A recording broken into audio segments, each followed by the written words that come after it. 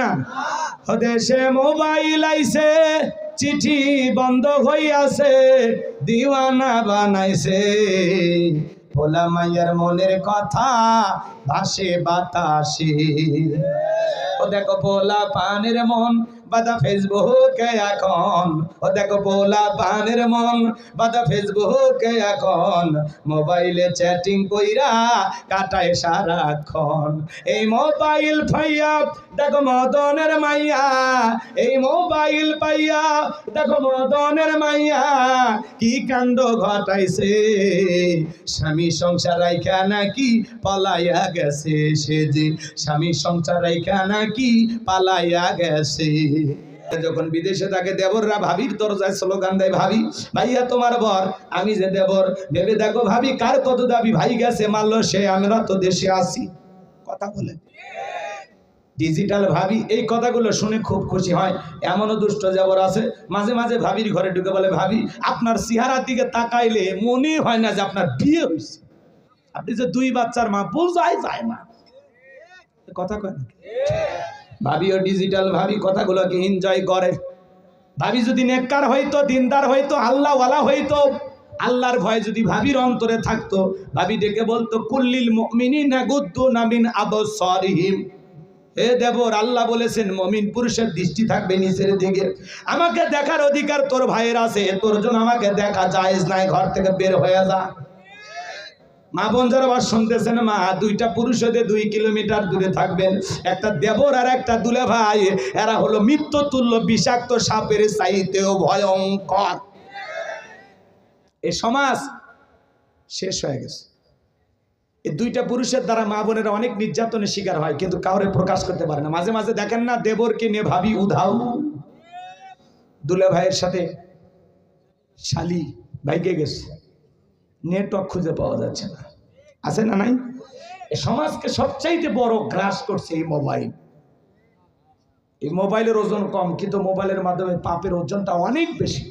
হাতে হাতে মোবাইল, হাতে হাতে গুনাহ। কথা বলে রাতের আধারে দরজা লাগাইয়া একা একা কম্বলের ভিতরে, ল্যাপের ভিতরে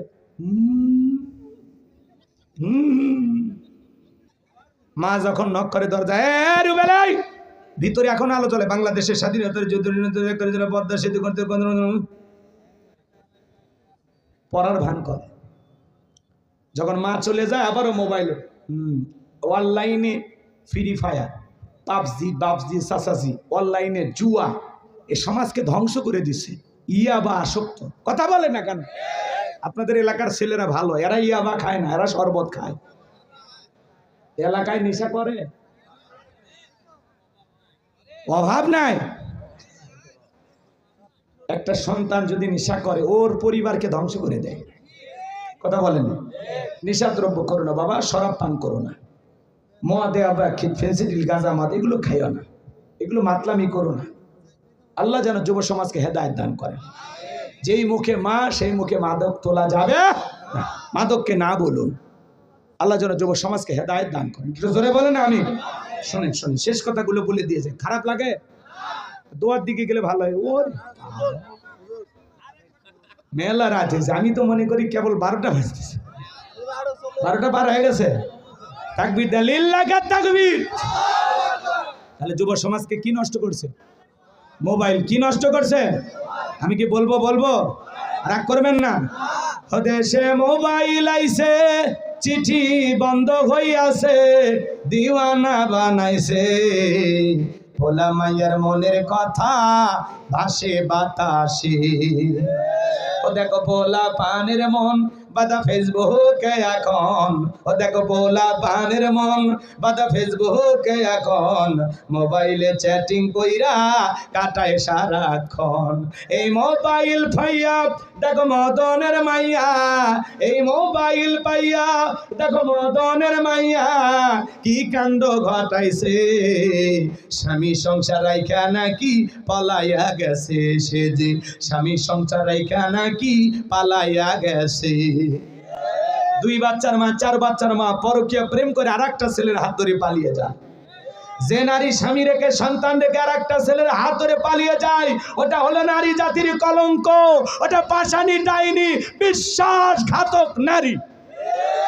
কেমনে পারলা বোন?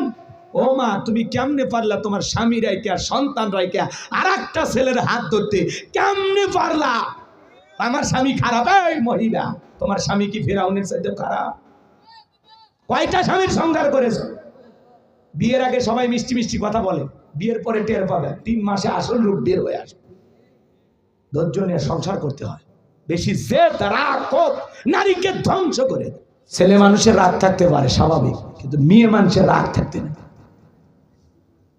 তুমি রাগ দেখায় আর স্বামীর সংসার ছেড়ে কই যাইবা আর একটা ছেলের কাছে? ও যে তোমার স্বামীর চাইতে ভালো হবে সেই গ্যারান্টি তোমার কে দিছে? এই আবুলের মা, কথা বুঝলে না? বুঝবা। তার সাথে প্রীতি কইরা স্বামীকে ডিভোর্স দিয়া 2-3টা বাচ্চা রাইখা ওর বাড়িতে গেলা না, যায় দেখবে তালা তালা। কথা কয়। এই যে পেপার মিডিয়াতে আপনারা না মাঝে মাঝে দেখেন না, বিবাহের দাবিতে বরিশালের মেয়ে টাঙ্গাইল, কথা কয়, এই গ্রামে আসছে, ধরে তোমার বাড়ি কয় বরিশাল, তো তুমি হিজুলিতে, তখন বলছে এই গ্রামের বল্টু। কি করছে? কয় মোবাইলে একাধিকবার আমরা আলাপ করেছি, স্বামী স্ত্রীর মতো হোটেলে। আর কি করছে বলবো না, বুঝে নেন। এখন তোমার কি দাবি? বলে আমার আগে স্বামী ছিল, ডিভোর্স দিছি, 2টা বাচ্চা আছে, মায়ের কাছে রেখে আসছে। এখন আমার একটাই দাবি, বল্টু যদি বিয়ে করে ভালো, না হলে আমি আত্মহত্যা করে মারা যাব। তোর তো বরিশালের লঞ্চে ওঠার আগে মরা উচিত ছিল। কেমনে পারো স্বামী রেখে সন্তান রেখে আর একটা ছেলের বাড়িতে বিবাহের দাবিতে ধর্মঘাট অনশন করো? লজ্জা করে না মা? ও মা, কেমনে এত সস্তা বানাইলি নিজেরে?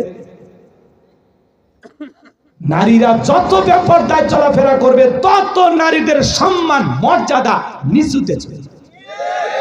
নারীরা প্যাকেটে থাকলে, কভারে থাকলে, আল্লাহর বিধান পর্দাকে মানলে নারীদের মুক্তি, নারীদের শান্তি, নারীদের সম্মান মর্যাদা বৃদ্ধি হবে তখন, পর্দা মেনে চলবে যখন।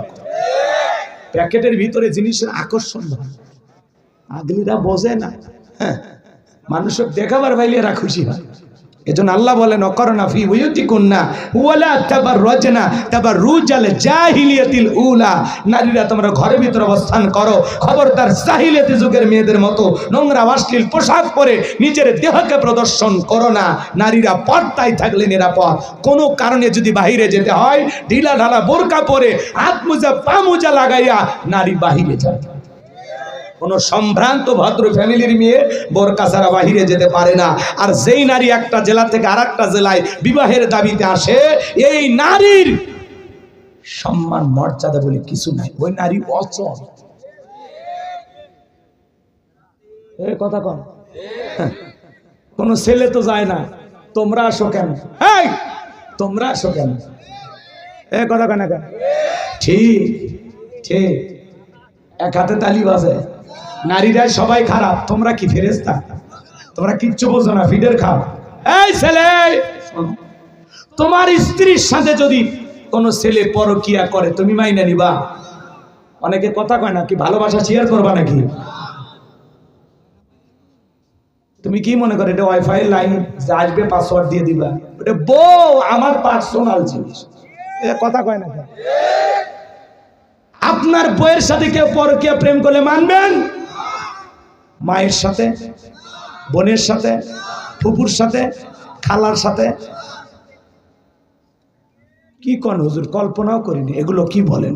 এই ছেলে তোমাকে বলছি, যুবক তোমাকে বলছি, তুমি যেই নারীর সাথে পরকীয়া প্রেম করতেছো, স্বামী আছে, সন্তানরা আছে, এরপরে ওর সাথে পরকীয়া প্রেম করতেছো, ওই মহিলাও কারো না কারো মা, কারো না কারো বউ, কারো না কারো মেয়ে, কারো না কারো খালা, কারো না কারো ফুফু। তোমার বোনের সাথে এমনটা করলে মানবা না, তোমার বউয়ের সাথে করলে মানবা না, তাহলে ওই নারী তো কারো না কারো বোন, কারো না কারো বউ। তাহলে তুমি কেমনে পারো? এর জন্য কত স্বামী পরিত্যক্তা নারী আছে, 2-3টা বাচ্চা সহ যাও বিয়ে করো, আল্লাহ খুশি হবে। কথা কয় না? কত নারী আছে দরিদ্র ফ্যামিলিতে, অভাবগ্রস্ত, বিয়ে হচ্ছে না টাকার অভাবে। যা না বাবা, যা বিয়ে কর, যা, আল্লাহ খুশি হবে। আর একটা নারীর স্বামী আছে, সন্তান আছে, ওই দিকে কেমনে নজর যায়? বদমাইশ, কথা কয় না? খালি গালি দেওয়া জায়েজ নাই, মারা জায়েজ নাই, এই জন্য কিচ্ছু বললাম না, তোদের ছাইড়ে দিলাম। এখন তোদের বিবেক যদি থাকে তাহলে ভালো হয়ে যাবে, আর যদি ওই বিবেকে কুত্তে পেশাব করে দেয় কিচ্ছু করার নেই। কেমনে রুচি হয় তোমার? কেমনে একটা নারীর স্বামী আছে, সেই মহিলার দিকে তোর যে নজরটা যায়, কেমনে যায়? তোমার সাথে যা, ব্যক্তিত্বে যা। হ্যাঁ, মাঝে মাঝে দেখো না, এই যে লুকা চাপা প্রেম প্রীতি ধরে পিটাই কিভাবে, দেখো না? ওই যে ছেলেটে হোটেলে কিভাবে ধরে বিয়ে দিল, দেখো না? বিয়ে না করে আর পার্কে নিয়ে ঘর, নির্লজ্জ বেহায়া। এই তোমার শরম লাগে না? একটা নারীকে বিবাহ না করে তার হাত ধরিয়া টানাটানি করো, এখানে সেখানে নিয়ে যাও, তোমার শরম লাগে না? আর কিভাবে বললে আপনারা বুঝবেন বলেন? আর কিছু বলা যায়? একেবারে খুলে খুলে বলছি, তাও যদি না বোঝেন কিচ্ছু করার না। ও দেশে টিকটক আসিয়া সব গেল ভাসিয়া। টিকটক বোঝেন না? সিদ্দিক সোরা নায়ক হইছে আইডি খুলিয়া, হিরো আলম নায়ক হইছে আইডি খুলিয়া। এই মোবাইলে হাই কি জাদু আছে ভাই, পোলা পান বই যাচ্ছে, পড়ালেখা তুইলা রাখছে সব তোমাকাশে। যাই হোক বাজান, আমি আর বলবো না। মা বোন যারা বসেছেন, মা চারটে আমলে আপনাদের জন্য 8টা জান্নাতের দরজা খোলা। 1 নাম্বার নামাজ, 2 নাম্বার রোজা, 3 নাম্বার হলো ফরজ পর্দা, 4 নাম্বার হলো স্বামীর খেদমত। সঠিকভাবে 4টা আমল যদি করতে পারেন গো মা, তাহলে আপনাদের জন্য 8টা জান্নাতের দরজা খুলে যাবে। আল্লাহ আমার মা বোনদেরকে এই 4টি আমল করা তৌফিক দান করুন, জোরে বলুন আমিন। ওয়ালিদ বিন মুগিরার মা বলতেছে, বাবা তোর বাবা এতটাই ব্যস্ত থাকতো, মাসের পর মাস, বছরের পর বছর চলে যায়, তোর বাবা আমার খোঁজ খবর নেয় না। বাড়ির আশেপাশে তোর চাচা ঘোর করতেছিল, তারা দিয়ে ভালোবাসা বিনিময় করেছিলাম, তার ফলে তোর জন্ম হয়েছে। নবী যে তত্ত্ব দিয়েছে 100% সত্য। এই শুনে মনে রাখবেন বাজান, নবীকে গালি দিবে যারা, অবৈধ সন্তান তারা, ওদের জন্মের কোনো ঠিক নাই। তুমি আমারে গালি দাও মাইনে নেব, আমার মাকে গালি দাও মাইনে নেব, আমার বাপকে গালি দাও মাইনে নেব, আমার দলকে গালি দাও মাইনে নেব। কিন্তু বিশ্বনবী হলেন আমাদের কলিজার টুকরা নবী। নবীকে নিয়ে অকাত্য ভাষায় কুরুচিপূর্ণ মন্তব্য করবে যারা, নবীকে গালি দিবে যারা, ওই নাস্তিক বেঈমানদের বুকের উপরে চইরা জিহ্বা টান দিয়ে ছিঁড়ে কুকুরকে খাওয়ায় দেব। নবীজির অপমান মেনে নেওয়া হবে না। নবীর জন্য কারা কারা জীবন দিতে প্রস্তুত, হাত তুলে দেখা। লিল্লাহে তাকবীর। বিশ্ব নবীর অপমান সইবে না রে মুসলমান, বিশ্ব নবীর অপমান। নবীর জন্য আমরা জীবন দিতে প্রস্তুত থাকবো ইনশাআল্লাহ। নবীকে গালি দিবে যারা, ওলামা ইকরামদের গালি দিবে যারা, জন্মের পরিচয় ঠিক নেই, ওদের জন্ম পরিচয় এটা হালাল জাদা না, ওটা কি জাদা বুঝে নেন। এই ফ্রান্সের লোকেরা শোনেন কেন গালি দেয়। পৃথিবীর 228টা রাষ্ট্র নিয়ে গবেষণা করা হলো, ফ্রান্সের লোকেরা কেন নবীকে মাঝে মাঝে গালি দেয়। এইবার গবেষণায় বের হয়ে আসলো, ফ্রান্সের মহিলারা বিয়ের আগেই বাচ্চা জন্ম দেয়। এই জন্য ফ্রান্সের লোকেরা বেশি নবী বিদ্বেষী। কথা কি বুঝতে পারতেছেন? এই জন্য ভাইয়ের আমার, নবীকে যাই গালি দেবে, যে ভারতের যে কুলাঙ্গার গালি দিয়েছে ওটাও জারর সন্তান। বাংলাদেশে মাঝে মাঝে 2-1টা গালি দেয়, ওরাও জারর সন্তান। ওর বাপ যে কয়টা, ওর মা ছাড়া কেউ জানে না। নবীকে গালি দিবে যারা, অবৈধ জারর সন্তান তারা।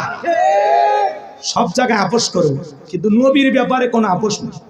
নবীর ব্যাপারে কোনো দল মত বুঝি না, সবাই এক জায়গায়। আওয়ামী লীগ, বিএনপি বলেন আর জামাত বলেন, জাতীয় পার্টি বলেন, সব এক জায়গায়। নবীজির ব্যাপারে কারোর সাথে আপোষ নেই। কি মনে থাকবে? কি মনে থাকবে তো ইনশাআল্লাহ? সূরা কাউসার থেকে যে কথাগুলো বলেছে আমল করবেন তো ইনশাআল্লাহ। আল্লাহ বক্তা শ্রোতা সবাইকে আমল করা তৌফিক দান করুন। ওয়া আখিরি দাওয়ানা আলহামদুলিল্লাহি রাব্বিল আলামিন।